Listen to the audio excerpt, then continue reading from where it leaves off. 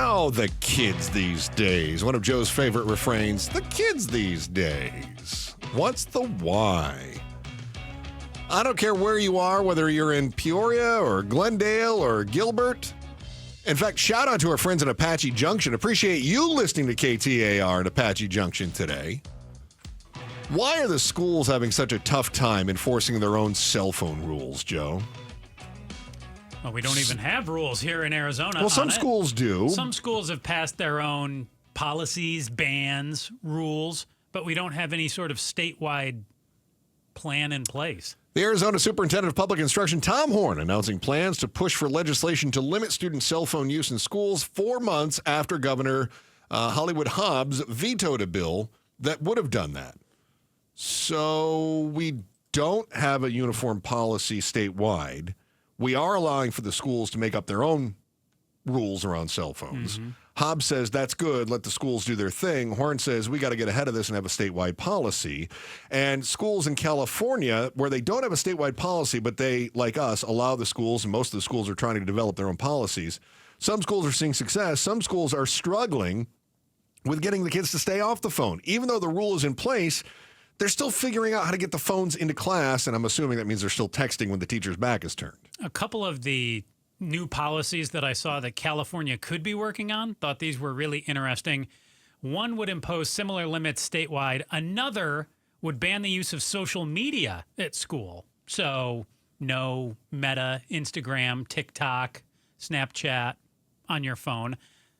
This one's my favorite. Another one would prevent social media companies from sending notifications during school hours as part of a set of regulations intended to disrupt social media addiction. How do you stop the social media companies from sending things during a school day? You just impose a rule. Oh, done. There it is. There. Yeah. Hey, X, no notifying anyone under the age of 18. Yeah, Benton, Arkansas says that you need to make sure that the kids in their schools don't get text messages before 3 p.m., but only on school days. Or what about where we grew up, where we had snow days? Mm-hmm. Are they allowed to send things on snow days? Is somebody updating Facebook to tell them when the snow days are occurring so they can still send the messages? Not during school hours. You can't do that. You can't notify them then. But there's no school hours if it's a snow day. But it's every day, I would say, roughly 8 to 3. No, no. Yeah. Well, it's tyranny, Joe. Well, welcome to tyranny, Chris. To me, the problem starts with parents. Parents are the biggest obstacle. If the schools and the administration and the teachers get the parents on board, the kids, most of the time, will fall in line. But if you have parents who say, no, I want my kid to be able to have their phone. What if there's an emergency? Or my kid is special. They have an illness, or they deal with this, that, or the other some of the time.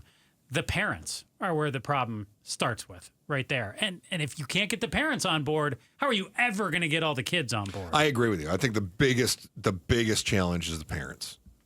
Absolutely. As we try to figure out our why today, why are schools having such a tough time enforcing their own cell phone rules? I thought of a few other things, too. One of those is putting the genie back in the bottle. We use California as our comparison because they've got some schools that are experiencing this right now. Some stories are coming out, and I made mention that Gavin Newsom is pushing for this in the same way that Tom Horn is pushing for some sort of a statewide standard, right? Or ban, yep. But I also think I mentioned before that before I came here, I was in San Diego, and my daughter got to high school, and she came home, and she said, I have to have a cell phone. Like, what? And we said, no, you don't. And she goes, yes, I do. I have to have one. And we thought, we've been in California for 6 weeks. And already my 14-year-old daughter is talking like a valley girl and saying she needs a cell phone. I need a cell phone.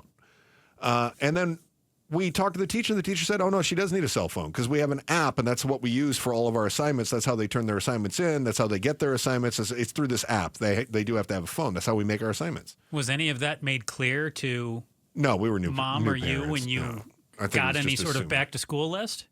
No. They're just glue sticks. They needed more glue sticks. Like 20 per kid? 20, yeah, per week. Yes. Wow, more glue sticks is what they A lot needed. of glue sticks. So I think in some cases, we're trying to put the genie back in the bottle. While teachers were trying to sort of lean into kids are on their phone all the time. How do we incorporate that phone and try to use it as an educational tool? Now we're trying to take it away. Exactly. And so we were actually saying use your phones. And if there's an emergency, call 911. And if you see something, say something. And you can contact the school for this and you can do that. And now we're going, never mind.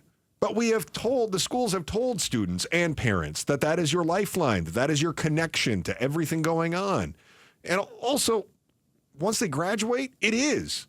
I mean, our cell phones have, Joe, you and I have Teams on our cell phone. We can communicate via Teams. Oh, work FaceTime, loves it. yeah. Why didn't you answer? Why didn't you check your email? Why didn't you check your Teams? Why didn't you check your text? Of course. Don't you have your phone on? Yes, my phone is always on, but sometimes I sleep. So, how dare you?